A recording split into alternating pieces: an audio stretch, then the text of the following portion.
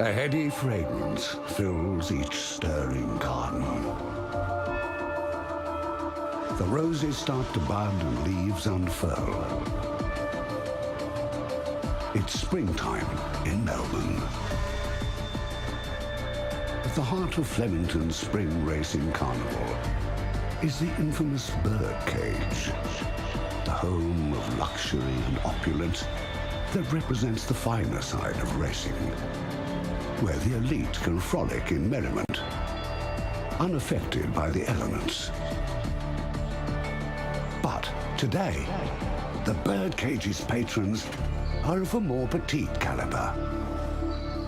It's Family Day at Flemington.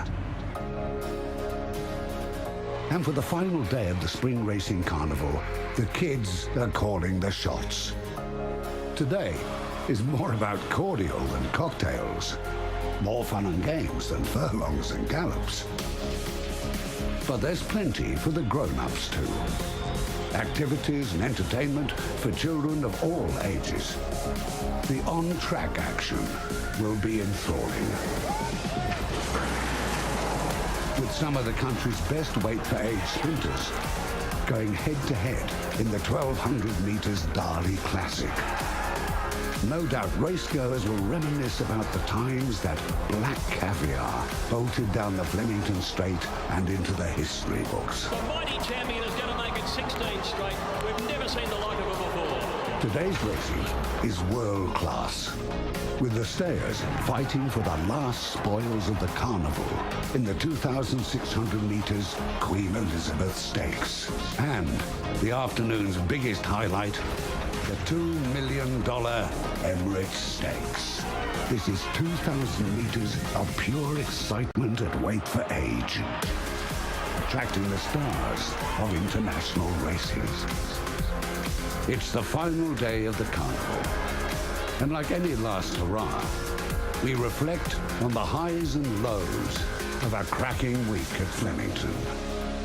Welcome to Emirates Stakes Day. Family Day at Flemington.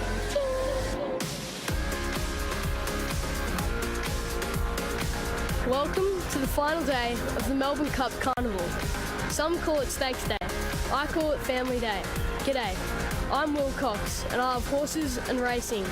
There will be kids taking over Flemington today, and I'd like to introduce a couple of big kids who've got a future in this game. Hang on, what's going on here in the top spot already, Bruce? But at least he's given us a future, Cheska. Hey, Will, I know Nicole, Mum, loves her racing, and Vin, he's had a couple of really big jobs in racing. Your dad, he's going to another big one now, isn't he? Yeah, he's going down to Godolphin from Magic Millions. Should be good.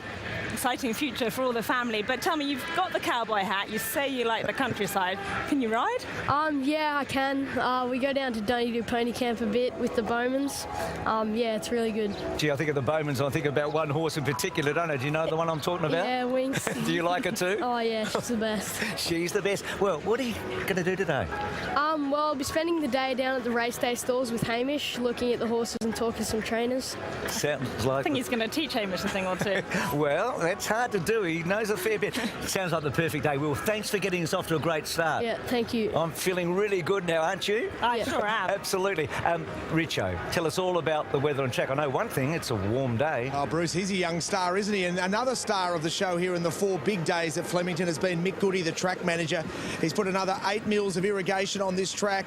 The rail stays in the 3-metre position on a beautiful hot day. We're looking for a top of 28 degrees. It's already 22 degrees, so it'll be nice and warm for the gentlemen, but perfect for the fillies and the families. Can't wait for this great day. Mick Goody's been a star because the track has played perfectly. We stay in that 3-metre position. You can see there's a little bit of wear and tear in the inside. That's only natural. That'll play perfectly. And here we get out. It's nice and lush. And talking of characters and stars, I'm joining an absolute character in the jockey's room in Noel Callow, and he's checked out the grass. How do you reckon he'll play, mate? I thought with the MCG, a bit of Matty Lloyd there. No, he'll play even. It's a credit to Mick Goody. They put it out 3 just through wear and tear, and it's played fair, and I assume it'll play fair today. The only thing I may say, I reckon, in the straight races, I reckon the majority will come down the outside. Now, for the punters, you're normally King Callow. We love to support you, but you've got 2 outsiders in the main features, Sosie Bon and also Miss Rock. Are you a chance?